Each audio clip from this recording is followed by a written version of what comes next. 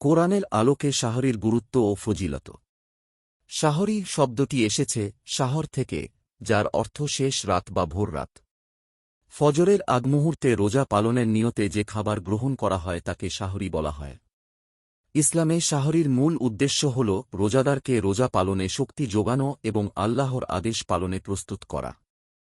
তবে এর তাৎপর্য শুধু শারীরিক নয়, বরং এটি একটি ইবাদত যা বান্দাকে আল্লাহর নৈকট্য লাভে সহায়তা করে। কোরআনের আলোকে শাহরির গুরুত্ব।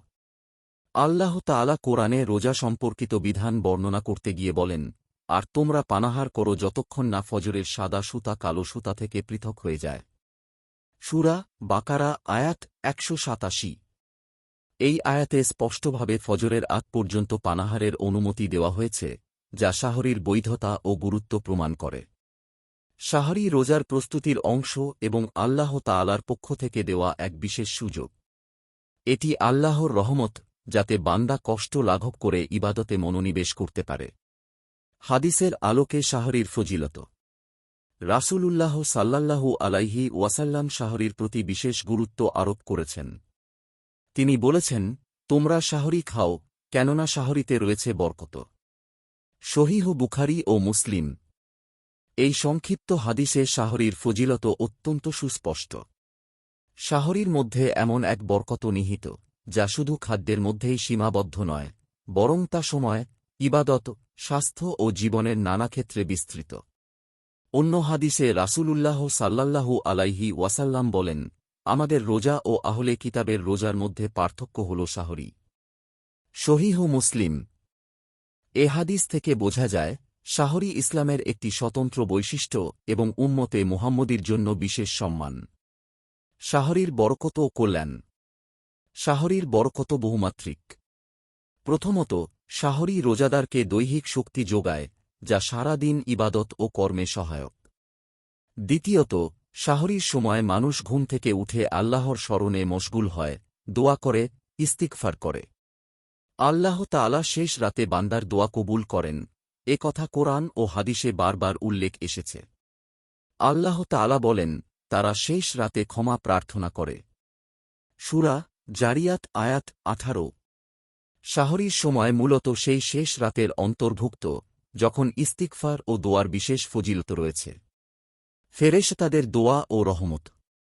হাদিসে এসেছে, আল্লাহ ও তাঁর ফেরেশতারা শাহরি গ্রহণকারীদের জন্য দোয়া করেন। মুসনাদে আহমাদ। এটি শাহরির এক অসাধারণ ফজিলত। যে ব্যক্তি শাহরি খায়, তার জন্য আল্লাহর রহমত ও ফেরেশতাদের দোয়া বর্ষিত হয়। অল্প সাহরিও সুন্নত। অনেক মানুষ মনে করে শাহরি না খেলেও রোজা রাখা যাবে। যদিও রোজা শুদ্ধ হয়, তবে শাহরি বর্জন করা সুন্নত পরিত্যাগের শামিল। রাসূলুল্লাহ সাল্লাল্লাহু আলাইহি ওয়াসাল্লাম শাহরিতে অল্প কিছু হলেও গ্রহণ করার নির্দেশ দিয়েছেন।